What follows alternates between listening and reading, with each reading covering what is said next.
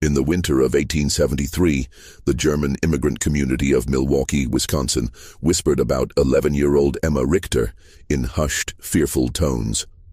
This pale, quiet child could calculate the day of the week for any date in human history within seconds, memorize entire conversations word for word after hearing them just once, and recite the precise number of steps between any two buildings in her neighborhood. What modern science might recognize as an extraordinary neurological condition was, to the people of 1873, either a divine blessing or something far more sinister. But when Emma began using her remarkable abilities to reveal buried secrets, predict deadly accidents, and recite intimate details of crimes that supposedly no living person had witnessed, the community's amazement turned to terror. By spring, 3 men would be dead.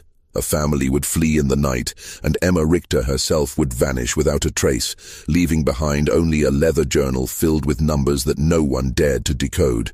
Before we continue with the chilling story of Emma Richter and the dark secrets her extraordinary mind uncovered in Milwaukee's German Quarter, make sure to subscribe to our channel and hit that notification bell. We bring you the most haunting historical mysteries every week. And let us know in the comments what state or city you're listening from. These stories happened in communities just like yours, closer to home than you might think. What the residents of Brewery Town didn't realize was that Emma's gift would expose a web of lies, betrayal and murder that had been carefully hidden for nearly a decade, and that her mathematical precision would become their community's most terrifying nightmare. Milwaukee's German Quarter in 1873 was a bustling enclave of red brick breweries, modest wooden homes, and the constant sound of German voices mixing with English in the crisp Wisconsin air. The community of nearly 8,000 German immigrants had built their own little Bavaria along the shores of Lake Michigan, complete with beer gardens, traditional bakeries, and the familiar rhythms of old-world life transplanted to American soil. The men worked in the breweries, Schlitz, Best, and the dozens of smaller operations that made Milwaukee famous, while their wives tended gardens that yielded the same vegetables their grandmothers had grown in the Rhineland. Heinrich and Greta Richter had arrived from Bavaria in 1861 with dreams of prosperity and their infant daughter Emma.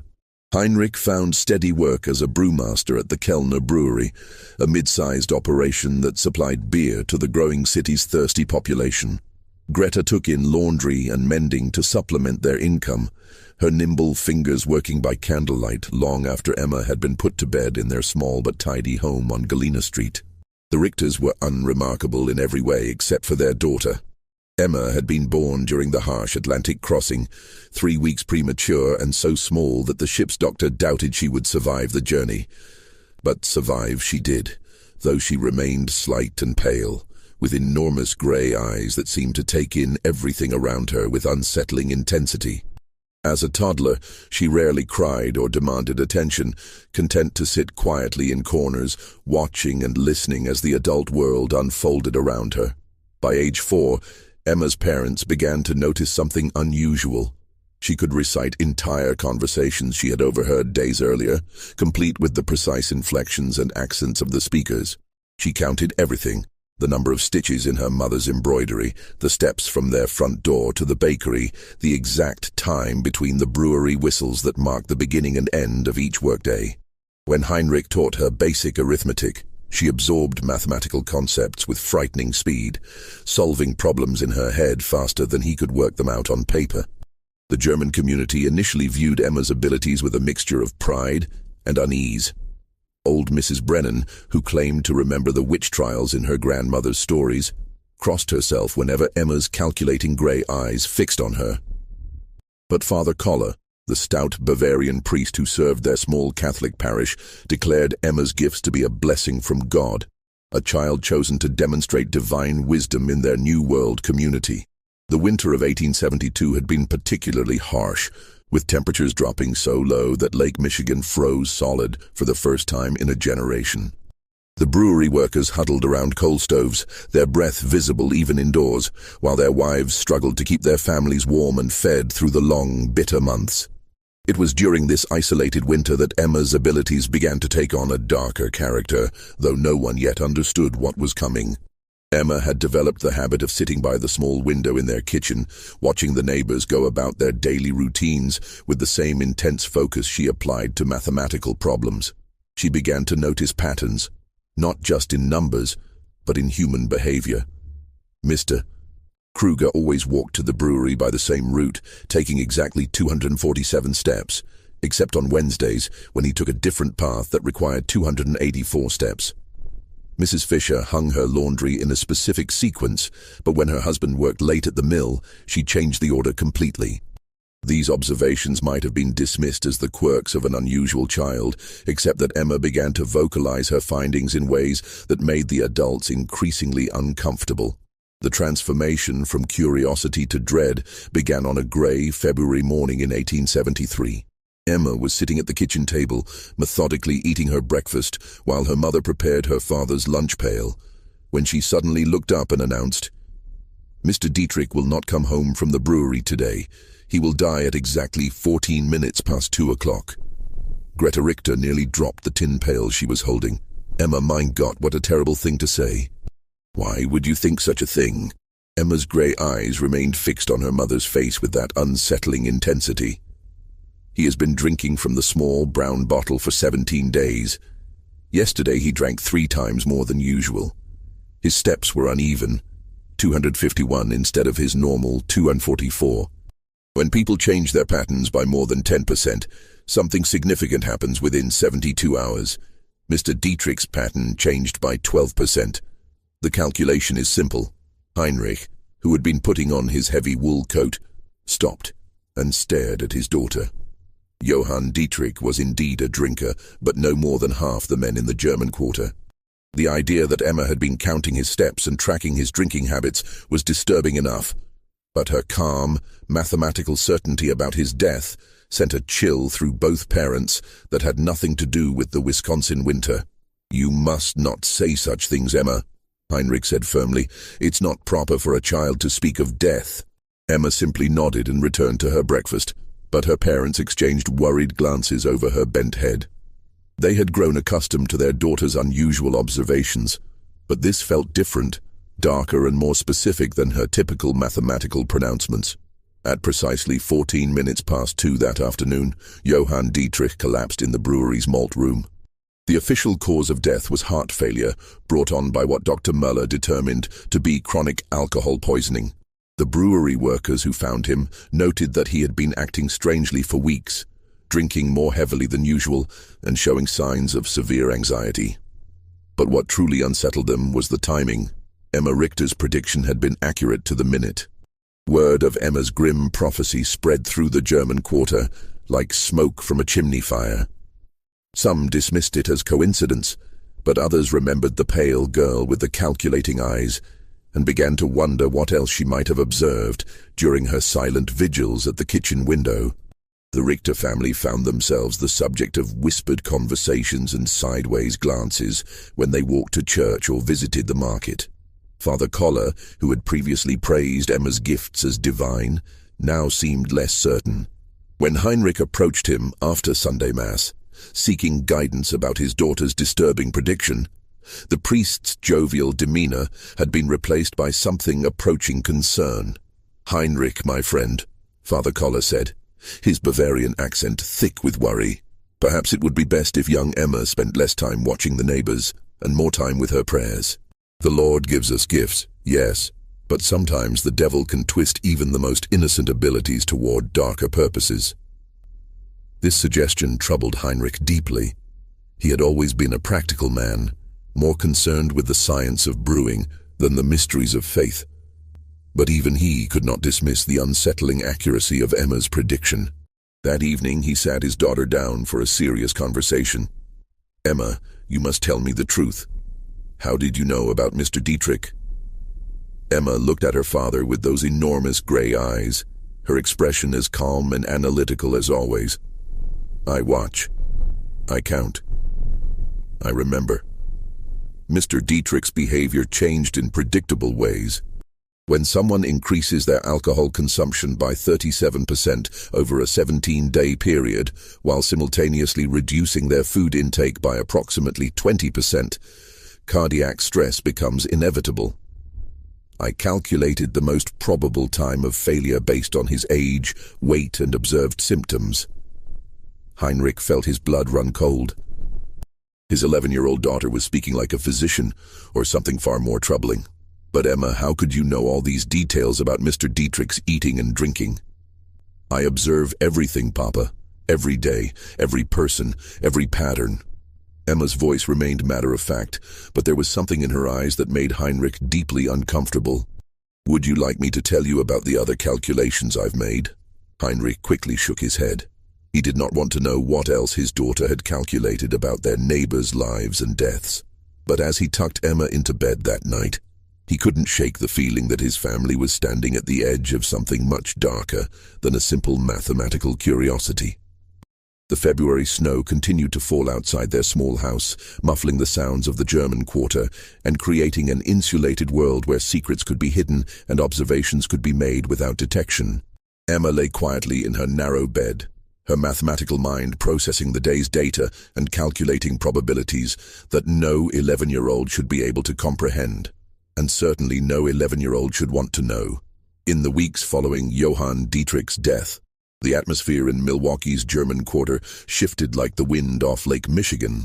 Emma continued her daily observations, but now her parents watched her with growing unease as she sat by the kitchen window, her gray eyes tracking the movements of their neighbors with mechanical precision. The child who had once been their pride had become a source of deep, gnawing worry. The brewing community was tight-knit by necessity. The men relied on each other for work, their wives for companionship during the long winters, and their children played together in the narrow streets between the red brick buildings. But Emma had never quite fit into this social fabric. While other children played games and told stories, she preferred to sit alone, counting and calculating and watching the world around her with that unsettling intensity. Greta began to notice that Emma's observations were becoming more detailed and more disturbing. The child would mention casually that Mrs. Weber had been meeting secretly with Mr. Kellner behind the brewery on Tuesday afternoons for 6 weeks, or that the Schneider family had been burying something in their back garden every Sunday after church. When Greta asked how Emma could possibly know such things, the girl would simply explain that she had observed the patterns and calculated the probabilities. "People think they are being secret," Emma said one March morning as she methodically buttered her bread, "but they follow patterns just like numbers. Mrs. Weber always tells her husband she's visiting her sister on Tuesday afternoons, but she takes 127 steps to Mr. Kellner's house instead of 349 steps to her sister's. The Schneiders bury objects wrapped in cloth exactly 73 centimeters apart in a grid pattern. They believe no one is watching, but I am always watching." Heinrich had heard enough. That evening after Emma was asleep, he spoke seriously with his wife about their daughter's increasingly troubling behavior. "Greta, this cannot continue. Emma is becoming unnatural. Children should not observe such things, and they certainly should not speak of them so coldly." Greta nodded, her hands trembling as she mended one of Heinrich's work shirts. "I'm frightened, Heinrich. Not of Emma, but of what people will think. Already the neighbors look at us strangely.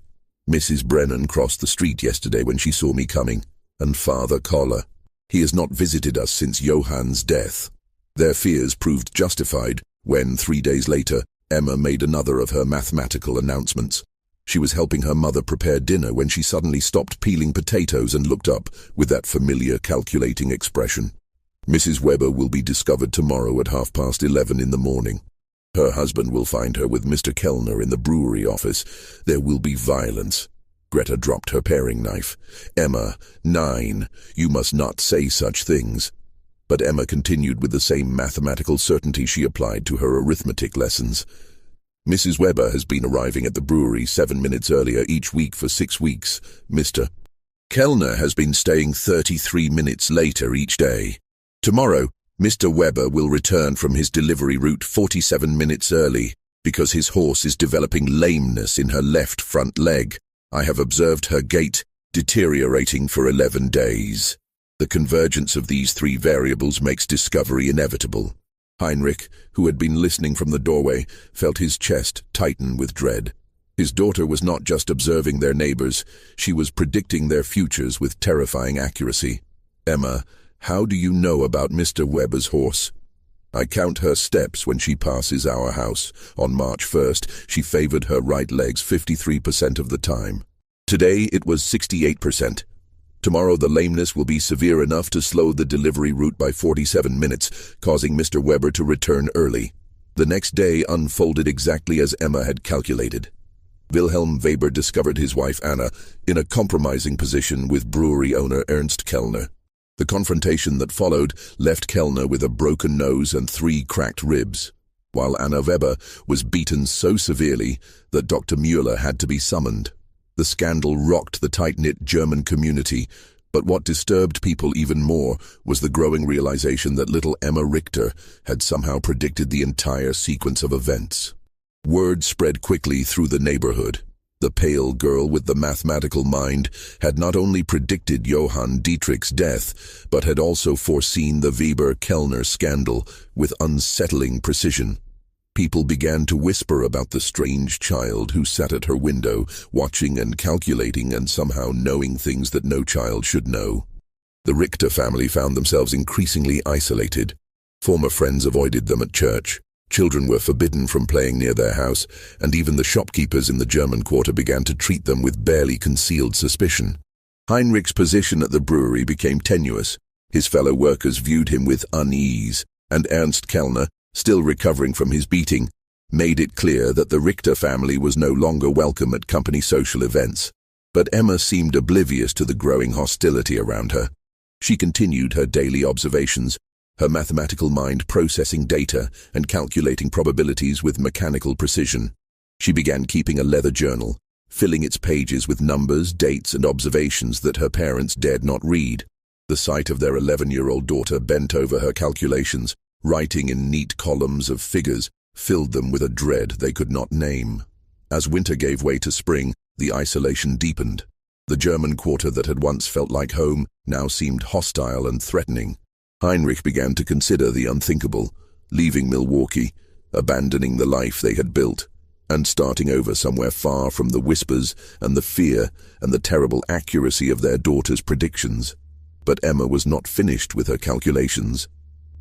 The worst was yet to come, and her mathematical mind had already begun processing the data that would lead to the darkest secrets of all.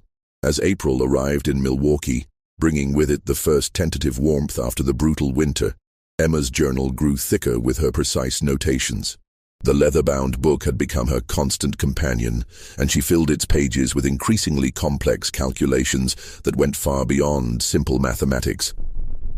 Her parents caught glimpses of charts tracking human behavior patterns, tables of numerical sequences they couldn't understand, and detailed maps of the German quarter marked with symbols and measurements. The community's fear of Emma had begun to manifest in more concrete ways. Children were forbidden from walking past the Richter house. Shopkeepers served the family quickly and without conversation, and even Father Koller had begun limiting his interactions with them to formal church services. But Emma's isolation only seemed to sharpen her observational skills, as if the removal of normal social distractions allowed her unusual mind to focus more intently on the mathematical patterns she perceived in human behavior. Dr. Friedrich Müller, the community's physician, had grown increasingly curious about Emma's abilities. Unlike the superstitious whispers of the neighbors, Dr. Müller approached the situation with scientific interest. He had studied medicine in Berlin before immigrating to America, and had encountered cases of unusual mental capabilities in his practice. When Heinrich Richter approached him privately, seeking medical advice about his daughter's condition, Dr. Müller agreed to examine Emma. The examination took place on a rainy Thursday morning in Dr.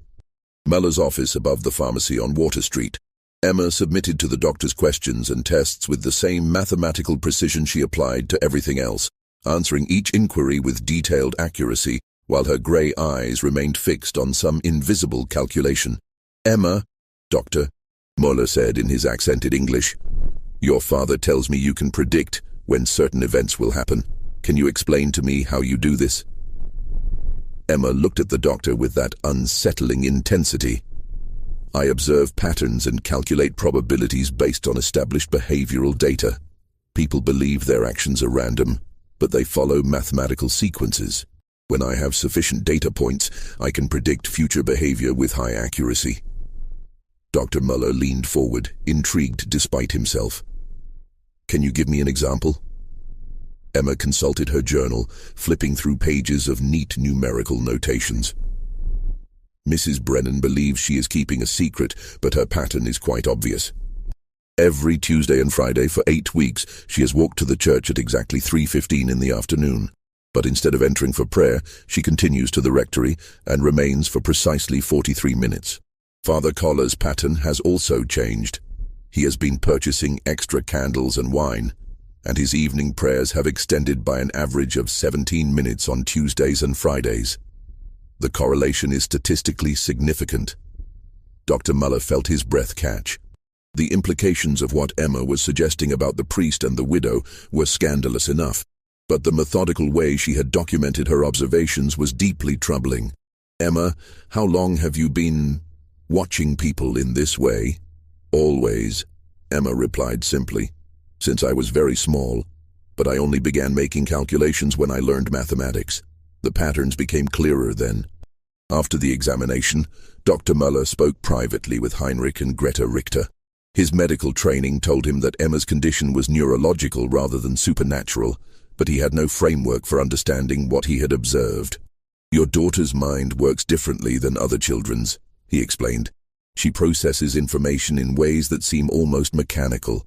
In my opinion, this is a medical condition, not the other things people are saying. But even Dr. Mueller's scientific perspective couldn't diminish the growing dread that surrounded Emma's predictions. 2 days after his examination, Emma made another of her calculated announcements. There will be a fire at the Zimmerman house on Sunday evening. It will start at 8:47 and spread to 3 adjacent buildings before the volunteer fire brigade can respond. Mr. Zimmerman will not survive. Heinrich felt the familiar chill that accompanied his daughter's predictions. Emma, you must not say such things.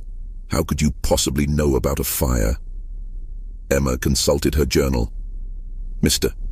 Zimmerman has been drinking lamp oil mixed with whiskey for 12 days. I observed him purchasing both items in quantities that exceed normal household use. His wife left for Chicago to visit her sister yesterday, which follows the pattern of wives leaving before significant domestic incidents occur. The chimney on their house has structural damage that I calculated based on the angle of smoke emission and the pattern of soot deposits. The probability of fire is 93%. Greta began to weep softly. The clinical way Emma discussed potential tragedy, as if human suffering were simply another mathematical problem to be solved, frightened her more than any supernatural explanation would have. This was her child, but she no longer recognized the cold precision in Emma's voice or the mechanical way she processed human pain. Heinrich made a decision that would haunt him for the rest of his life. He decided to warn Franz Zimmermann about Emma's prediction, hoping that preventive action might save a life and perhaps demonstrate that his daughter's calculations could be used for good rather than simply predicting disaster. He found Zimmermann at the brewery Saturday evening, stumbling drunk and reeking of the lamp oil Emma had mentioned. Heinrich's warning was met with belligerent laughter and crude jokes about the devil child who thinks she knows everything. But something in Heinrich's desperation must have penetrated Zimmermann's alcoholic haze, because he promised to be extra careful with the lamps. Sunday evening arrived with unseasonable warmth and a dry wind from the west. At exactly 8:47, flames erupted from the Zimmerman house. The fire spread with terrifying speed, consuming not just the original building, but 3 adjacent homes before the volunteer fire brigade could mount an effective response. Franz Zimmermann's body was found in his kitchen, where he had apparently fallen while trying to extinguish flames that had spread far beyond his ability to control. The accuracy of Emma's prediction, down to the exact minute, sent shockwaves through the German quarter. Heinrich's attempt to warn Zimmermann had been witnessed by several brewery workers, and word spread quickly that Emma had predicted not just the fire, but its precise timing and consequences. The community's unease transformed into open fear, and the Richter family found themselves completely ostracized. But for Emma, the fire was simply another data point to be recorded in her journal. She noted the correlation between her prediction and the actual event. made adjustments to her calculations based on the observed variables, and began processing new patterns with the same mechanical precision that had made her prediction possible in the first place. The worst part was that she was not finished calculating. The days following the Zimmermann fire transformed the German quarter into a place of whispered fears and sideways glances. Emma's prediction had been too precise, too detailed, and too accurate to be dismissed as coincidence. 3 families, the Brauns, the Kohlers, and the Steiners, had lost their homes in the blaze, and the community was struggling to house the displaced families while trying to process the unsettling reality of Emma's mathematical prophecies. Heinrich found his position at the brewery had become untenable. His fellow workers avoided him. Conversations stopped when he entered a room, and Ernst Kellner, still bearing the marks of Wilhelm Weber's attack, made it clear that the Richter family's presence was no longer welcome in any brewery social functions. The mathematical precision of Emma's predictions had transformed their daughter from a curiosity into something the community feared to name. Emma herself seemed unaware of the growing hostility around her. She continued her daily observations, filling page after page of her leather journal with calculations that grew increasingly complex and disturbing. She had begun creating what appeared to be probability matrices, tracking multiple variables simultaneously and generating predictions that extended weeks into the future. Greta found herself afraid to look at her daughter's journal, terrified of what calculations Emma might be making about their own family or neighbors. The child who had once been her greatest joy had become a source of constant anxiety.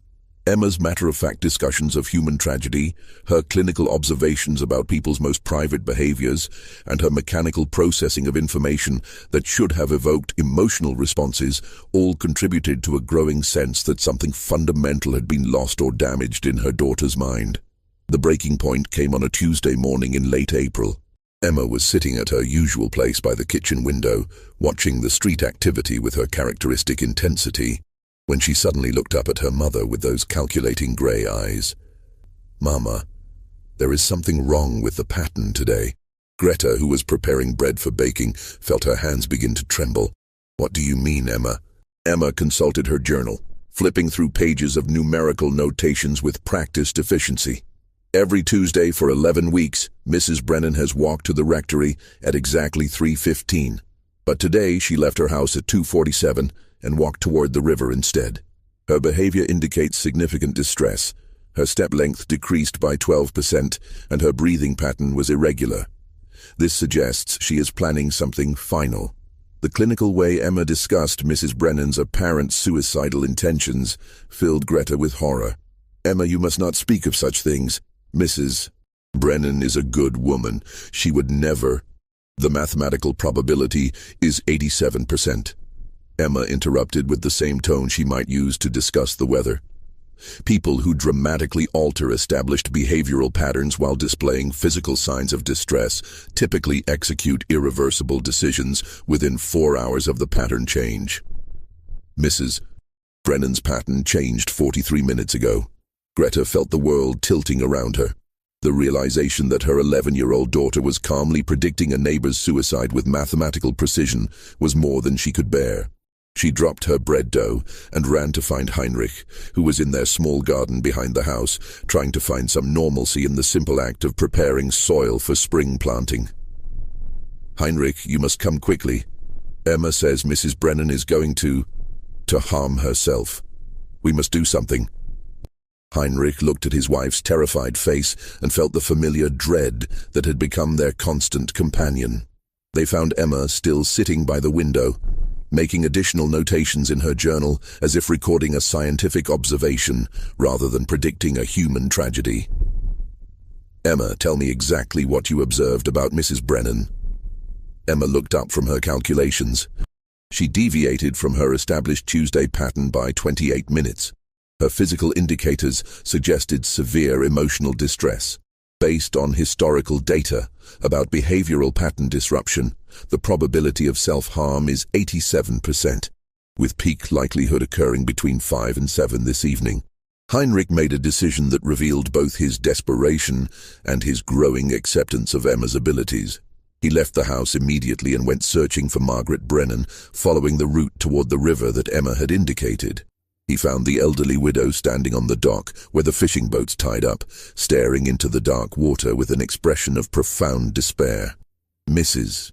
Brennan," Heinrich called softly, approaching carefully so as not to startle her. "Are you all right?"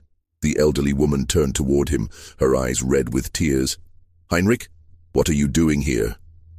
I was concerned about you. You seem troubled lately." Mrs. Brennan's face crumpled. "I cannot bear it any more, Heinrich. The shame, the whispers, the knowledge that everyone knows about my weakness. Father Kepler says it is sin, but I cannot help what I feel for him. Better to end it than to live with this disgrace."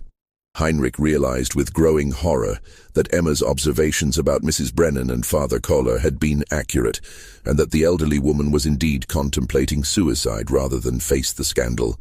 He spent the next 2 hours talking Margaret Brennan away from the river, convincing her that shame was not worth dying for and that the community's judgment would eventually fade. When he returned home that evening, he found Emma making final notations in her journal. Mrs. Brennan did not follow through with her plan, she observed clinically. "The intervention changed the probability calculation. I will need to adjust my variables for future predictions involving third-party interference." Heinrich stared at his daughter in disbelief.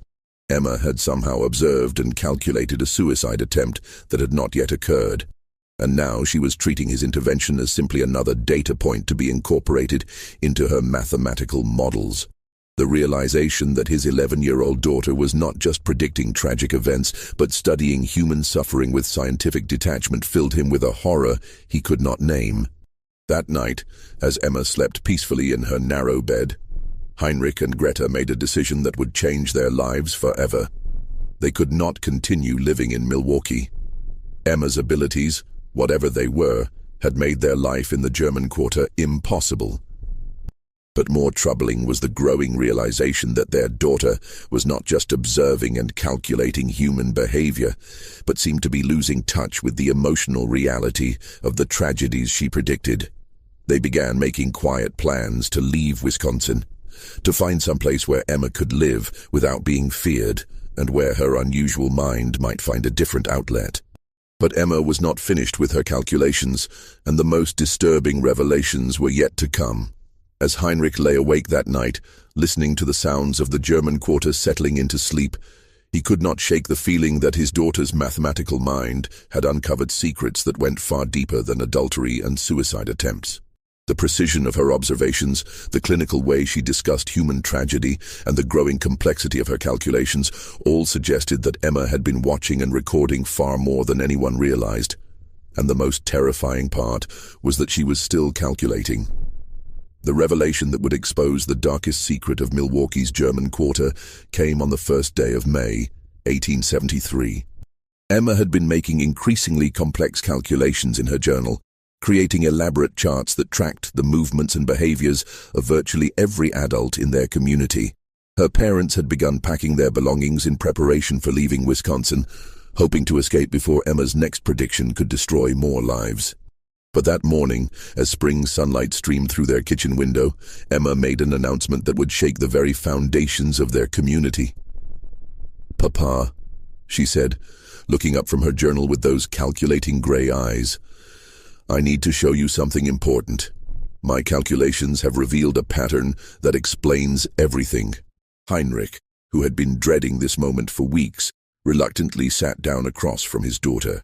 Emma opened her journal to a section filled with detailed charts, maps, and numerical sequences that looked more like the work of a trained investigator than an 11-year-old child. "For 26 months, I have been observing and recording the behavior patterns of 43 adults in our community," Emma began with her characteristic clinical precision. "Initially, I believed the patterns were random variations, but when I analyzed the data systematically, I discovered correlations that indicate organized criminal activity." Heinrich felt his blood run cold. "Emma, what are you saying?" Emma consulted her charts with the methodical precision of a mathematics professor. 7 men in our community have been meeting secretly every Wednesday at midnight in the basement of Kellner's brewery. I calculated their movement patterns based on observed deviations from normal behavior, timing inconsistencies in their stated activities, and physical evidence of their gatherings. She pointed to a detailed map of the German quarter marked with symbols and measurements. Mr.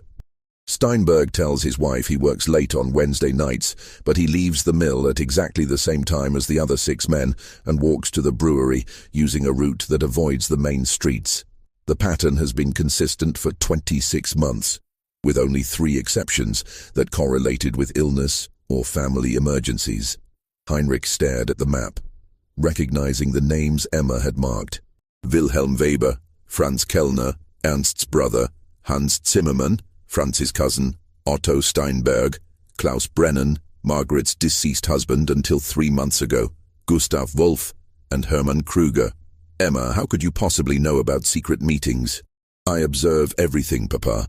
Every night, every movement, every deviation from established patterns. Emma turned to another page filled with numerical calculations. But the meetings are not the most significant discovery. My calculations indicate these 7 men have been involved in systematic theft from the brewery operations, with estimated losses of approximately $47,000 over 26 months. Heinrich's hands began to tremble. The sum Emma mentioned represented more money than most families in the German quarter would see in a lifetime. How could you calculate such a thing? Emma's explanation was delivered with the same mathematical precision she applied to all her observations. I noticed discrepancies between the reported beer production figures and the actual output I calculated based on observed deliveries, ingredients purchased, and waste disposal patterns. The difference indicated systematic theft, but I needed to identify the perpetrators.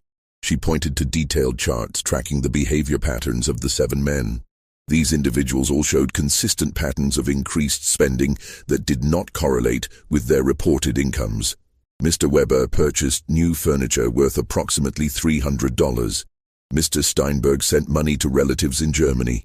I observed him at the post office 12 times with packages too large for normal correspondence. The pattern was consistent across all 7 men. Heinrich realized he was looking at evidence of a criminal conspiracy that his 11-year-old daughter had uncovered through her obsessive observations and mathematical analysis. But Emma was not finished with her revelations. The theft operation required inside knowledge of brewery security and access to the financial records. Emma continued, My calculations indicated the involvement of someone in management. The patterns pointed to Ernst Kellner himself as the organizer of the theft ring. The final piece of Emma's revelation hit Heinrich like a physical blow. Ernst Kellner, the brewery owner who had been gradually freezing them out of the community, was allegedly the mastermind of a major theft operation involving 7 men from their neighborhood. The precision of Emma's analysis, the mathematical certainty of her conclusions, and the detailed evidence she had compiled through months of observation all pointed to a truth that was both incredible and terrifying. Emma, these are very serious accusations. Are you certain of your calculations? Emma consulted her journal one final time. The mathematical probability is 96%. But Papa, there is something else. Something that explains why Mr. Kellner has been trying to isolate our family from the community. Heinrich felt his chest tighten with dread. What do you mean? Mr. Kellner knows that I observe everything. He has been watching me watch him.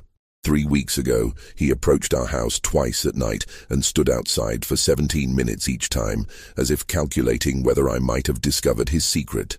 His behavior indicates he suspects I know about the theft operation. The realization that Emma's mathematical abilities had not only uncovered a criminal conspiracy, but had also made her a target filled Heinrich with a terror he had never experienced. His daughter's obsessive observations and calculating mind had revealed secrets that powerful men would kill to protect. Emma closed her journal and looked at her father with those unsettling gray eyes. Papa, my calculations indicate that we are in significant danger. Mr. Kellner and the others cannot allow me to continue making observations. The mathematical probability of them taking action against our family is 84%, with peak likelihood occurring within the next 72 hours. Heinrich understood that Emma's final prediction was not about fire or suicide or adultery, but about their own family's survival. Her mathematical mind had uncovered a truth that made their continued existence in Milwaukee impossible, and the men she had exposed would not hesitate to eliminate the one witness who could destroy them all. That evening, Heinrich made a decision that would save his family's life. Using the detailed evidence Emma had compiled in her journal, he approached Dr. Müller under cover of darkness and shared Emma's discoveries. The physician, who had already been disturbed by Emma's unusual abilities, was stunned by the mathematical precision of her criminal investigation. "Heinrich, if what Emma has calculated is true, we are looking at the largest theft operation in Milwaukee's history," Dr. Müller whispered as he examined the journal by lamplight in his office. "But more importantly, if Kellner suspects that Emma knows, your family is in mortal danger." Dr. Müller agreed to help them escape Milwaukee immediately. Using his medical connections, he arranged for Heinrich to receive an emergency job offer at a brewery in distant Minnesota, providing cover for their sudden departure. They would leave that very night, before Emma's 72-hour prediction could come to pass. As the Richter family loaded their few belongings into Dr. Müller's wagon under cover of darkness, Emma made one final observation that would haunt Heinrich for the rest of his life. "Papa, in approximately 6 months, the theft operation will be discovered through other means. Mr. Kellner will face justice, but 3 of the 7 men will not survive the investigation. The mathematical probabilities are quite clear." Heinrich shuddered as he lifted his daughter into the wagon. Even as they fled for their lives, Emma was calculating the future consequences of the conspiracy she had uncovered.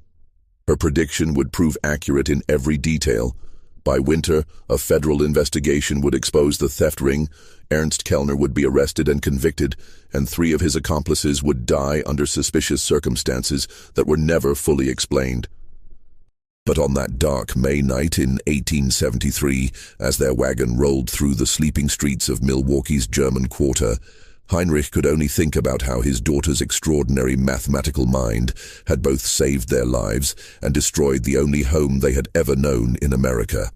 The Richter family vanished from Milwaukee in the early hours of May 2nd, 1873, leaving behind only whispered stories and unanswered questions. Dr. Müller reported that they had received an emergency family summons back to Bavaria, but the few people who bothered to ask noted that no ship passenger records could be found to confirm their departure from America. What the residents of the German Quarter never learned was that Heinrich, Greta, and Emma Richter had indeed traveled to Minnesota, where Heinrich found work at a small brewery in the town of New Ulm. Dr. Müller had sworn to keep their location secret, understanding that Emma's mathematical abilities would always make her a target for those who feared exposure of their secrets. In New Ulm, the Richter family attempted to build a new life far from the whispers and fears that had driven them from Milwaukee. Heinrich found the brewery work familiar and satisfying, while Greta slowly began to rebuild the domestic routines that had been shattered by Emma's disturbing predictions. But Emma herself remained unchanged. Her mathematical mind continued to observe, calculate, and record human behavior patterns with the same mechanical precision that had made her both famous and feared. Dr. Müller maintained correspondence with the family for several months, reporting that Emma had begun working with a mathematics professor at a nearby college who was fascinated by her unusual abilities. The professor, a German immigrant named Dr. Hermann Weiss, approached Emma's condition from a scientific rather than supernatural perspective, helping her understand and channel her observational skills in ways that might prove beneficial rather than destructive. But the most significant revelation came in November of 1873, when Dr. Müller received a letter from Heinrich containing Emma's final prediction about the Milwaukee theft operation. As she had calculated with mathematical precision, federal investigators had indeed uncovered Ernst Kellner's conspiracy. Kellner was arrested and convicted of embezzling over $50,000 from multiple brewery operations. Wilhelm Weber, who had been Kellner's primary accomplice, was found dead in his home under circumstances that were ruled a suicide, but which many suspected were something far more sinister. Otto Steinberg and Hermann Kruger also died within weeks of the investigation's conclusion. Steinberg in what appeared to be a drunken accident, and Kruger from what Dr. Muller diagnosed as a sudden heart attack that bore suspicious similarities to the symptoms of certain poisons. Emma's mathematical analysis of the criminal conspiracy had been accurate in every detail, including her prediction that not all of the conspirators would survive the eventual discovery of their crimes. The precision of her calculations, even from hundreds of miles away and months in advance, confirmed what Heinrich had come to understand about his daughter's extraordinary and terrifying abilities. The German quarter of Milwaukee slowly recovered from the scandal and tragedy of 1873. The brewery theft investigation brought unwelcome attention from federal authorities, but it also exposed a level of corruption that had been quietly damaging the community for years. New families moved into the houses left empty by death and departure, and the tight-knit community gradually rebuilt itself around more honest foundations. But the story of Emma Richter, the pale girl with the calculating gray eyes who could predict death and expose secrets through mathematical observation, became part of the neighborhood's whispered folklore. Parents used her story to warn their children about the dangers of knowing too much, while adults quietly wondered what other secrets might be hiding behind the ordinary facades of their neighbors' lives. Father Koller, who had initially blessed Emma's abilities as divine gifts, later confessed to Dr. Muller that the girl's mathematical predictions had shaken his faith in ways he could not explain. The priest had begun to question whether some knowledge was too dangerous for human minds to possess, and whether Emma's condition represented a blessing or a curse that had been visited upon their community. Just when we thought we'd seen it all, the horror in Milwaukee's German quarter intensifies.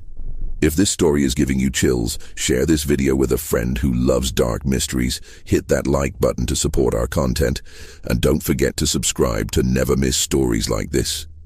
Let's discover together what happens next in the most disturbing historical cases America has to offer.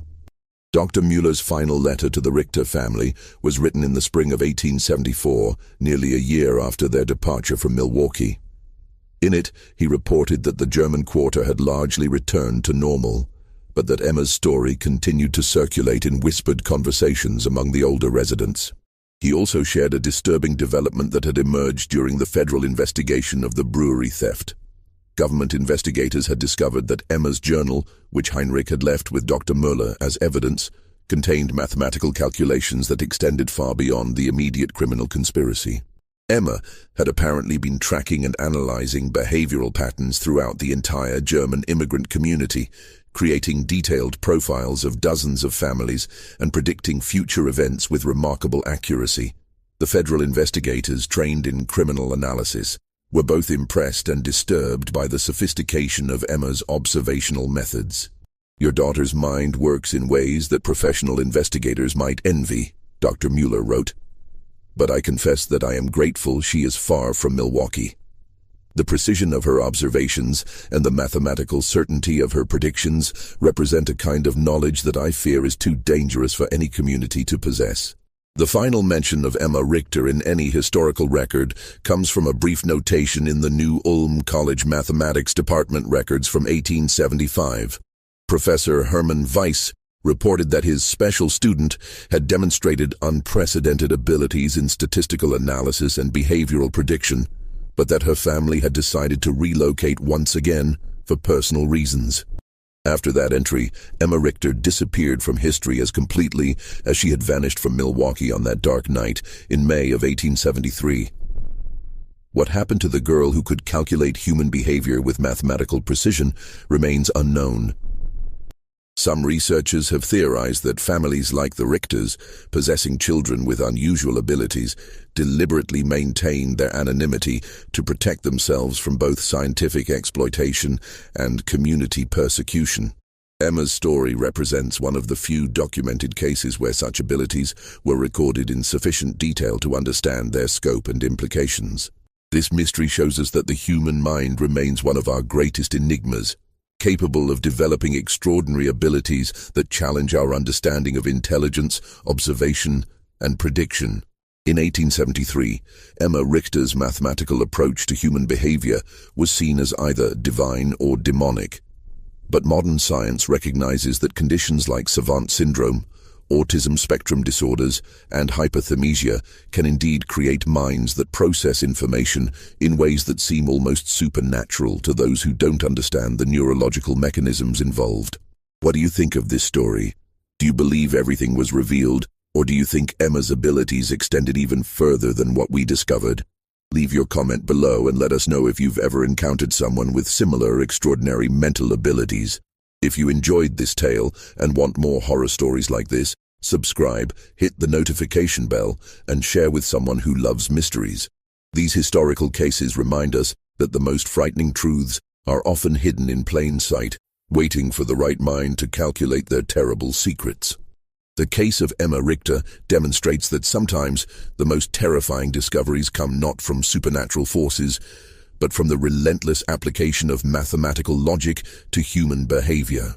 In a world where we believe our secrets are safe, the existence of minds capable of such precise observation and calculation reminds us that privacy may be nothing more than an illusion, and that the patterns we think we hide may be visible to those who know how to look and how to count.